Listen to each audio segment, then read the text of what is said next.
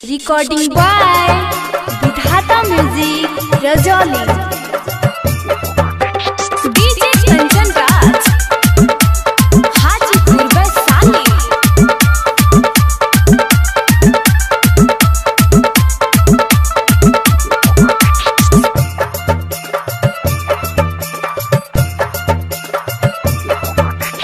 बड़ी दिन से पीछाऊ तो पारल गे राजा वारा के बेटा।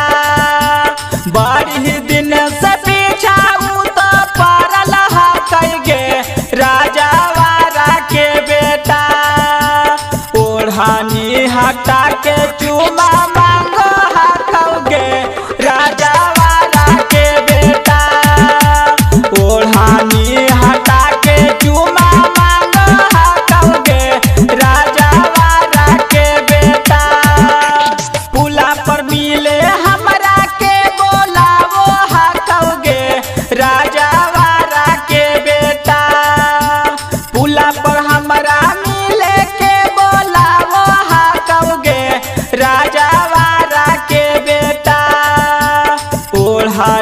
हटा के चूमा मांगो हटोगे राजा वाला के बेटा।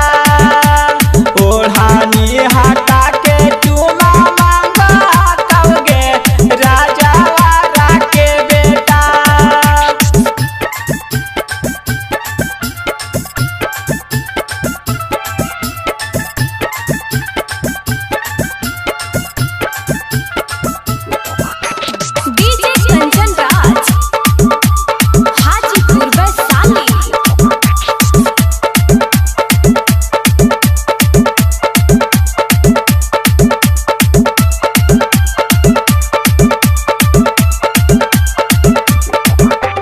बोलो हाँ कछौड़ा हमरा दे देना चूमा गे, नहीं तो बोल देबो घर मगे।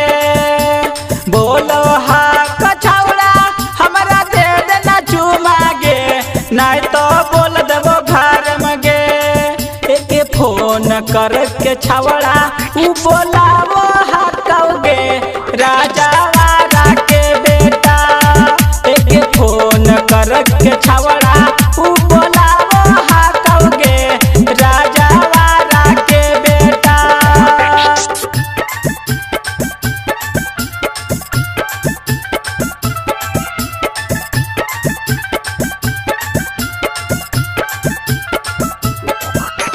डीजे कंचन राज हाजीपुर वैशाली।